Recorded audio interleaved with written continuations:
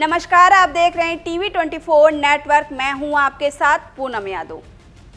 महाराष्ट्र के नए मुख्यमंत्री के नाम पर सभी की निगाहें लगी हुई हैं। शिवसेना प्रमुख एकनाथ शिंदे ने मुख्यमंत्री की रेस में खुद को बाहर कर लिया है और बीजेपी के सीएम को स्वीकार करने की भी हामी भर दी है।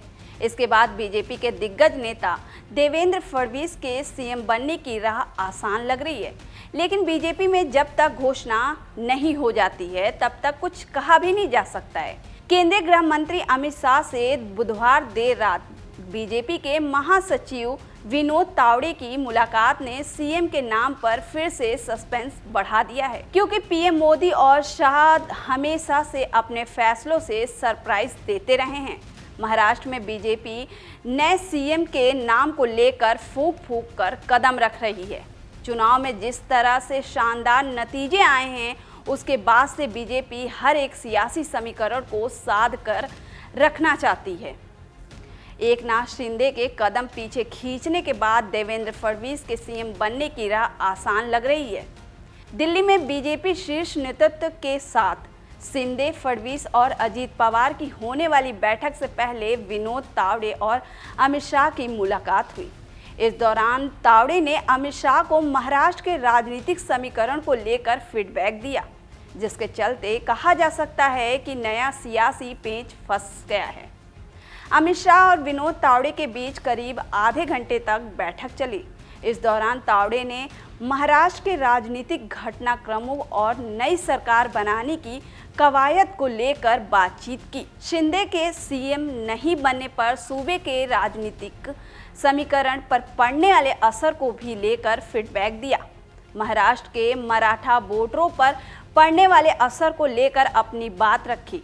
शिंदे, फडणवीस और अजीत पवार के साथ होने वाली बैठक से पहले अमित शाह महाराष्ट्र नेताओं के साथ लगातार फीडबैक ले रहे हैं और नए सीएम के नाम पर सियासी नफा नुकसान का भी आकलन कर रहे हैं। ऐसे में विनोद तावड़े के फीडबैक का क्या फडणवीस के सीएम बनने की राह में मुश्किल खड़ी कर देंगे। देवेंद्र फडणवीस ब्राह्मण समुदाय से आते हैं, जबकि एकनाथ शिंदे मराठा समुदाय से। महाराष्ट्र में मराठा वोटर काफ़ी अहम और निर्णायक हैं। शिंदे ने सीएम का फैसला बीजेपी के पाले में डाल दिया है और कहा है कि मैंने पीएम मोदी और अमित शाह को फ़ोन करके बोल दिया है कि आपको जो भी फैसला होगा हमें स्वीकार करना होगा।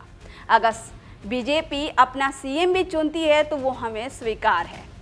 हम सरकार बनाने में अड़चन नहीं डालेंगे।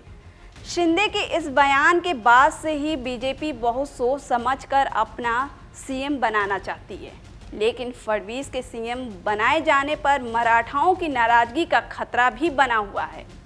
बीजेपी शीर्ष नेतृत्व इस बात को लेकर भी मंथन कर रही है कि गैर मराठा सीएम बनाए जाने पर मराठा समुदाय कहीं नाराज ना हो जाए। बीजेपी महाराष्ट्र में अपना सीएम बनाएगी तो एनसीपी और शिवसेना दोनों को डिप्टी सीएम पद देगी। एनसीपी से अजीत पवार को डिप्टी सीएम बनना तय है, तो वहीं शिवसेना से अगर एकनाथ शिंदे नहीं बनते हैं तो अपने किसी करीबी नेता को डिप्टी सीएम बना सकते हैं।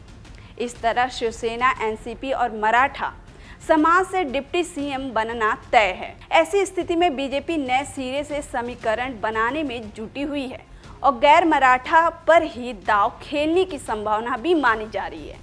वहीं अगर बात की जाए विनोद तावड़े की, तो खुद भी महाराष्ट्र से आते हैं और ओबीसी समुदाय से आते हैं।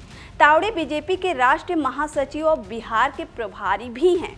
एकनाथ शिंदे भले ही देवेंद्र फडणवीस की राह आसान कर ही रहे हैं, लेकिन विनोद तावड़े के फीडबैक ने एक बार फिर सस्पेंस बढ़ा दिया है। महाराष्ट्र में बीजेपी का सियासी आधार ओबीसी का रहा है। बीजेपी शुरू से ही ओबीसी वोटर्स के दम पर महाराष्ट्र में राजनीति करती आई है।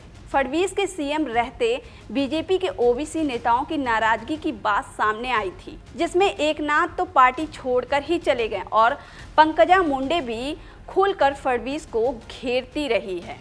महाराष्ट्र में बीजेपी अपना मुख्यमंत्री बनाने से पहले तमाम सियासी समीकरण के नफा नुकसान का आकलन कर लेना चाहती है, क्योंकि किसी तरह का कोई रिस्क नहीं लेना चाहती है।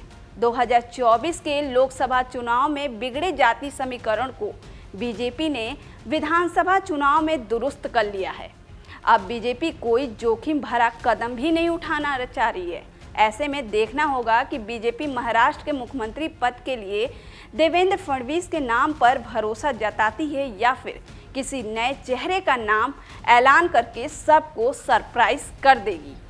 ऐसे ही तमाम खबरों के लिए देखते रहिए TV24 नेटवर्क।